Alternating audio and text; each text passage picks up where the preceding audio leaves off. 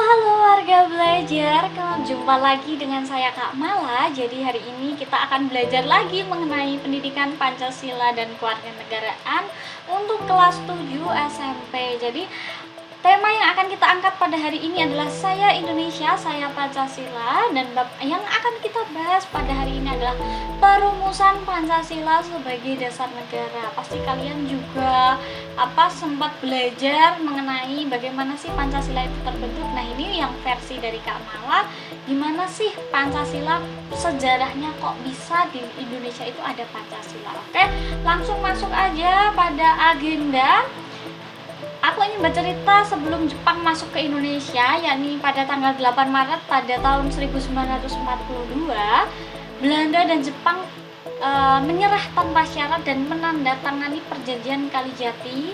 Jadi kesepakatan ini dinamakan Perjanjian Kalijati karena ditandatangani di Kalijati, Subang,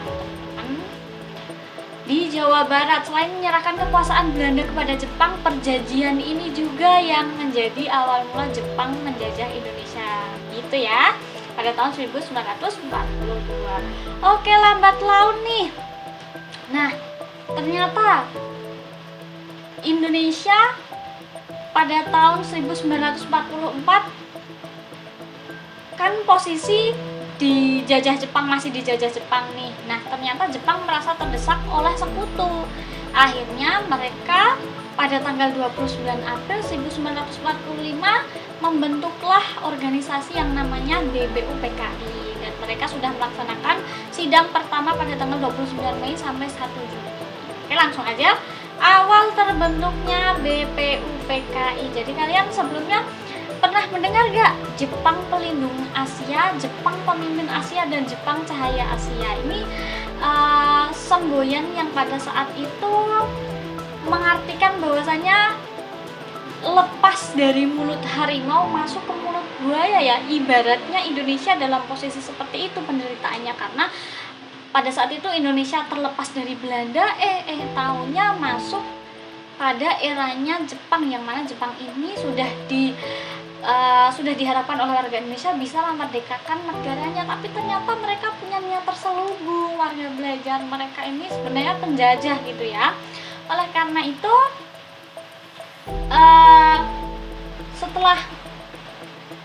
setelah mereka masuk nih pada tanggal 29 April 1945, akhirnya kan si Jepang ini tahu bahwasanya Indonesia ini membutuhkan kemerdekaan, sehingga mereka memikirkan bagaimana sih caranya supaya mengambil hati atau mengambil simpati rakyat Indonesia kepada Jepang. Dibentuklah BPUPKI, yang mana tanggal 28 Mei 1945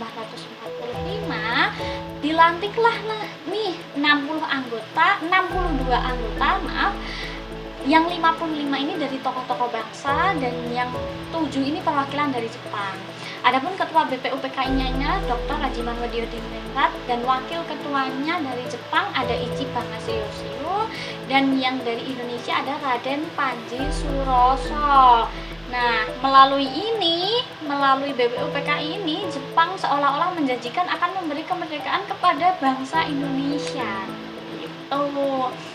Selanjutnya, pada sidang BPUPKI, sebelumnya BPUPKI ini kepanjangan dari Badan Penyelidik Usaha-Usaha Persiapan Kemerdekaan Indonesia, atau dalam bahasa Jepangnya Dokuretsu Zunbi Kosakai, yang memiliki tugas adalah menyelidiki segala sesuatu tentang usaha-usaha persiapan kemerdekaan Indonesia. Di antaranya adalah menyiapkan dasar negara Indonesia merdeka kita saat ini. Ada 3 sidang yang sudah dilaksanakan, yakni yang pertama pada tanggal 29 Mei sampai 1 Juni, ini membahas tentang dasar negara.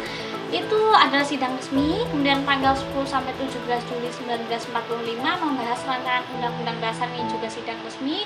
Dan yang ketiga adalah sidang pada masa reses atau masa istirahat dari kegiatan persidangan, yang mana dihadiri sebanyak 38 anggota BPUPKI dan dipimpin oleh Insinyur Soekarno pada saat itu. Ini termasuk sidang resmi karena di luar sidang mereka membuat rapat secara internal sendiri gitulah, buat menganalisis kembali terkait sidang sebelumnya yang resmi ini.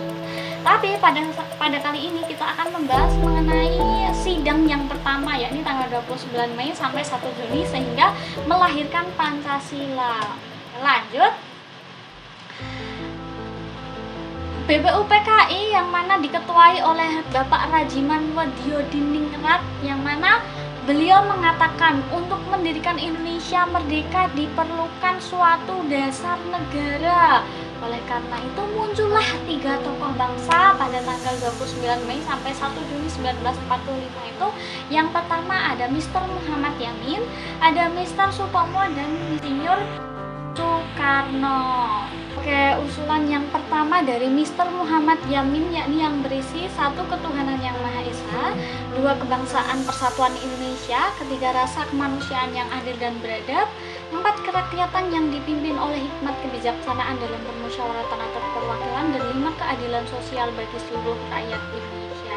Adapun dari Mr. Sutomo yakni mengajukan usulan berupa 1. Persatuan, 2. Kekeluargaan, 3. Keseimbangan lahir dan batin, 4. Musyawarah, 5. Keadilan rakyat, dan yang terakhir adalah usulan dari Insinyur Soekarno berisi 1. Kebangsaan Indonesia, 2. Internasionalisme atau perikemanusiaan, yang ketiga ada mufakat atau demokrasi, yang keempat kesejahteraan sosial, dan yang kelima ketuhanan yang berkebudayaan. Itu yang sudah disidangkan pada tanggal 29 Mei sampai 1 Juni ya, pada sidang pertama. Oke, selanjutnya setelah sidang pertama selesai ini, akhirnya berbondong-bondong Bapak Rajiman Wadiodiningrat ini memerintahkan kepada Insinyur Soekarno untuk melaksanakan rapat internal. Jadi pada saat itu secara dadakan membuat yang namanya Panitia Kecil 9.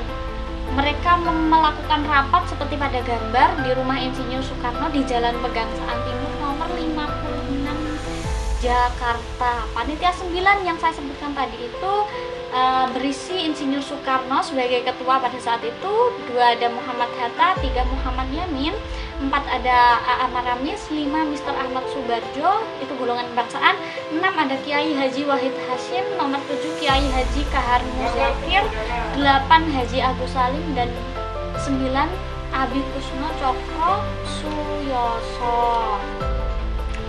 Dari panitia 9 tersebut mengadakan rapat ya tadi yang saya sebutkan di rumah kediaman Insinyur Soekarno di Jalan Pegangsaan Timur nomor 56 Jakarta. Rapat secara langsung maksudnya rapat berlangsung secara alot karena terjadi perbedaan paham nih teman antara peserta dengan perumus dasar negara, terutama masalah agama dan negara. Tapi setelah rapat yang cukup alot, pada tanggal 22 Juni 1945 dicapai kesepakatan bersama tentang naskah rancangan pembukaan hukum dasar atau pembukaan undang-undang dasar oleh Insinyur Soekarno. Nah, rancangan pembukaan undang-undang dasar tersebut dinamakan Mukadimah oleh Mr. Muhammad Yamin, tapi dinamakan Piagam Jakarta oleh Insinyur Soekarno pada saat itu. Naskah Mukadimah ini ditandatangani oleh 9 orang anggota panitia kecil 9 itu, yang kemudian dinamai dengan Piagam Jakarta. Jadi asalnya itu ada 2 nama, Mukadimah dan Piagam Jakarta, tapi berakhir dinamai dengan Piagam Jakarta atau kita kenal dengan Jakarta Charter. Kemudian dimasukkan, berakhirlah dengan 5 sila atau 5 dasar yang tertera pada Piagam Charter pada saat itu. 1. Ketuhanan dengan kewajiban menjalankan syariat Islam bagi pemeluk-pemeluknya. 2. Kemanusiaan yang adil dan beradab. 3. Persatuan Indonesia. 4. Kerakyatan yang dipimpin oleh hikmat kebijaksanaan dalam permusyawaratan perwakilan, dan 5. Keadilan sosial bagi seluruh rakyat Indonesia. Itu disidangkan kedua pada tanggal 10 sampai 17 Juli dan berakhir pada tanggal 14 Juli dalam sidang kedua. Puji Tuhan, BPUPKI meresmikan Piagam Jakarta sebagai rancangan pembukaan undang-undang dasar. Gitu teman-teman. Jadi akhirnya Pancasila diresmikan pada saat itu. Itu sampai dengan sebatas Piagam Jakarta. Untuk terkait Pancasila, bagaimana Pancasila itu artinya apa dan segala macam, itu bisa di konten di konten Kak Mala yang sebelumnya itu nanti akan ada konten mengenai Pancasila ya, gitu ya teman-teman. Oke, terima kasih untuk partisipasinya pada kali ini. Semoga kalian menambahkan menambah ilmu dari apa yang Kak Mala jelaskan. Jangan lupa like, share, and subscribe channel PKBM Peduli Ilmu Official kali ini supaya bisa tahu kalau ada info-info terbaru. Jadi ini adalah channel pembelajaran adik-adik mulai dari SD, SMP dengan SMA. Sampai jumpa dan terima kasih.